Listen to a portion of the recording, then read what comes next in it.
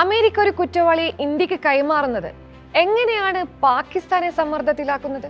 ഇന്ത്യക്ക് കൈമാറരുതെന്ന റാണിയുടെ അപേക്ഷ US സുപ്രീം കോടതി തള്ളി. തഹാവൂർ റാണിയുടെ അവസാന പ്രതീക്ഷയും അസ്തമിച്ചു. ആരാണ് തഹാവൂർ റാണ? മുംബൈ ഭീകരാക്രമണത്തിൽ അയാളുടെ പങ്കെന്ത്? പരിശോധിക്കാം.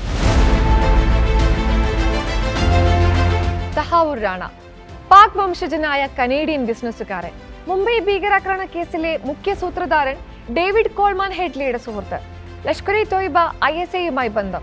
നിലവിൽ അമേരിക്കയിൽ ജയിലിൽ കഴിയുന്ന റാണയെ ഇന്ത്യക്ക് കൈമാറുന്നതിന് അമേരിക്കൻ പ്രസിഡന്റ് കഴിഞ്ഞ മാസം അനുമതി നൽകിയിരുന്നു. പിന്നാലെ ഇന്ത്യക്ക് കൈമാറാനുള്ള ഉത്തരവ് സ്റ്റേ ചെയ്യണമെന്നാവശ്യപ്പെട്ട് തഹാവൂർ റാണ അടിയന്തര അപേക്ഷ സമർപ്പിച്ചു. തന്റെ ദേശീയത, മതം എന്നിവയുടെ പേരിൽ ഇന്ത്യയിൽ പീഡിപ്പിക്കപ്പെടാനും കൊല ചെയ്യപ്പെടാനും സാധ്യതയുണ്ടെന്നും ഉത്തരവ് സ്റ്റേ ചെയ്യണമെന്നുമായിരുന്നു റാണിയുടെ അപേക്ഷ. പക്ഷേ US സുപ്രീം കോടതി അത് തള്ളി. പ്രധാനമന്ത്രി മോദിയുടെ അമേരിക്കൻ സന്ദർശനത്തിനിടെയാണ് തഹാവൂർ റാണയെ ഇന്ത്യക്ക് കൈമാറുമെന്ന് ട്രംപ് പ്രഖ്യാപിച്ചത്. പാകിസ്ഥാനിലെ ചിചാവത്നിയിലാണ് തഹാവൂർ ഹുസൈൻ റാണയുടെ ജനനം. പഠനകാലത്താണ് ഡേവിഡ് ഹെഡ്ലിയെ പരിചയപ്പെടുന്നതും സൗഹൃദത്തിലാകുന്നതും. പാകിസ്ഥാൻ ആർമിയിൽ ഡോക്ടറായി സേവനം അനുഷ്ഠിച്ച റാണ 1997 കാനഡയിലേക്ക് കുടിയേറുന്നത്. 2001 കനേഡിയൻ പൗരത്വം സ്വീകരിച്ചു. പിന്നീട് അമേരിക്കയിലേക്ക് താമസം മാറി. ബിസിനസ്സിലേക്ക് ചുവടുവെച്ച റാണ ലോകപ്രശസ്ത ഇമിഗ്രേഷൻ കൺസൾട്ടന്റ് എന്നാണ് സ്വയം വിശേഷിപ്പിച്ചിരുന്നത്.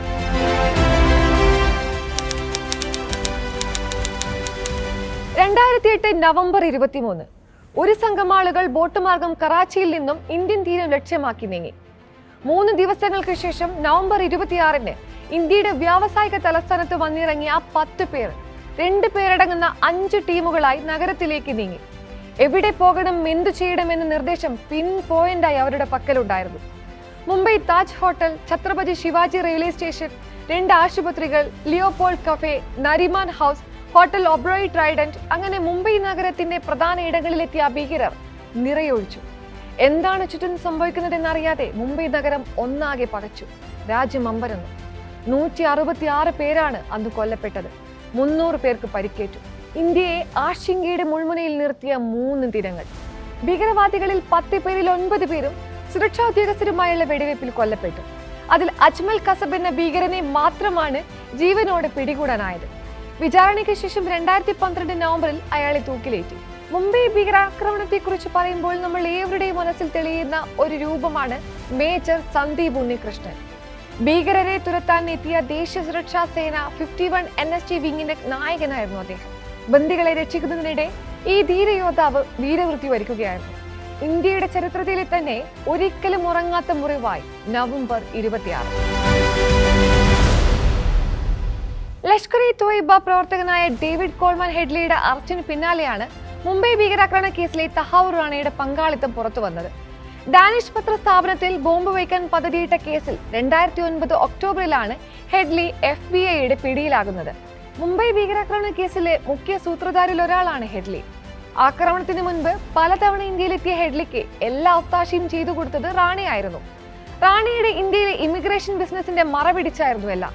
ഹെഡ്ലി തന്നെയാണ് അമേരിക്കൻ അന്വേഷണ ഏജൻസിക്ക് മുൻപാകെ റാണയുടെ പങ്കാളിത്തം വെളിപ്പെടുത്തിയത്. ഹെഡ്ലിയുമായി നടത്തിയ ഇമെയിൽ ആശയവിനിമയത്തിൽ നിന്ന് മുംബൈ ഭീകരാക്രമണം ആസൂത്രണം ചെയ്യുന്നതിലുള്ള റാണയുടെ പങ്കാളിത്തം വ്യക്തമായിരുന്നു. 2011 റാണ അമേരിക്കയിൽ അറസ്റ്റിലാകുന്നത്. 6 അമേരിക്കൻ പൗരന്മാർ കൊല്ലപ്പെട്ട മുംബൈ ഭീകരാക്രമണ കേസിൽ കുറ്റവിമുക്തനാക്കപ്പെട്ടെങ്കിലും ഡാനിഷ് മാധ്യമ സ്ഥാപനം ആക്രമിക്കാൻ ഗൂഢാലോചന നടത്തിയതിന് 2013 14 വർഷത്തെ തടവിന് ശിക്ഷിക്കപ്പെട്ടു. ഭീകരാക്രമണത്തിന് മുന്നോടിയായി 2008 നവംബറിൽ ഇയാൾ ഇന്ത്യയിലെത്തിയതിനും സബർബൻ പവായിലെ ഒരു ഹോട്ടലിൽ 2 ദിവസം താമസിച്ചതിനും തെളിവുകളുണ്ട്. ക്രിമിനൽ ഗൂഢാലോചന, ഇന്ത്യൻ ഗവൺമെന്റിനെതിരെ യുദ്ധം, വ്യാജരേഖ ചമയ്ക്കൽ, കൊലപാതകം എന്നിവയുൾപ്പെടെ നിരവധി വകുപ്പുകളാണ് റാണയ്ക്കെതിരെ ഇന്ത്യയിൽ ചുമത്തിയിരിക്കുന്നത്. മുംബൈ ഭീകരാക്രമണവുമായി ബന്ധപ്പെട്ട് കൂടുതൽ വെളിപ്പെടുത്തലുകൾ റാണയുടെ ഭാഗത്തു നിന്നുണ്ടായേക്കാം. ഇത് പാകിസ്ഥാനെ കൂടുതൽ സമ്മർദ്ദത്തിലാക്കിയേക്കും. ഭീകരാക്രമണത്തിൽ പാകിസ്ഥാന്റെ കൈകളുണ്ടെന്ന് ആദ്യമേ വ്യക്തമായിരുന്നു. തെളിവുകളടക്കം പ്രതികളുടെ പേരും വിവരങ്ങളും കൈമാറിയിരുന്നുവെങ്കിലും പാകിസ്ഥാന്റെ അനങ്ങാപ്പാറ നയം ഏറെ വിവാദമായിരുന്നു. അന്വേഷണത്തോട് സഹകരിക്കാൻ പാക് ഭരണകൂടം തയ്യാറായിരുന്നില്ല. ഭീകരാക്രമണത്തിന് ഒത്താശ ചെയ്യുന്ന പാക് ഇടപെടലിനെതിരെ ഇന്ത്യ ശക്തമായി നിലകൊണ്ടു. ഒരു വേള ഇരു രാജ്യങ്ങളും യുദ്ധത്തിലേക്ക് നീങ്ങുമെന്ന് വരെ സംശയിക്കപ്പെട്ടു.